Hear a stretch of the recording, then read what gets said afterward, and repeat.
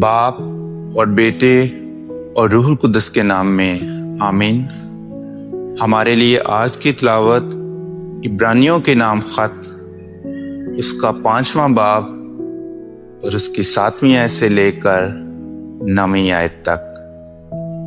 اس نے اپنی بشریت کے ایام میں زور سے پکار کر اور آنسو بہا بہا کر اسی کے آگے دعائیں اور منتیں کی جو اسے موت میں سے بچا سکتا تھا، اور خدا ترسی کے سبب سے اس کی سنی گئی، اور اگرچہ بیٹا تھا تو بھی اس نے دکھ اٹھا کر فرما برداری سیکھی اور تکمیل تک پہنچ کر اپنے سب فرما برداروں کے لیے ابدی نجات کا باعث ٹھہرا۔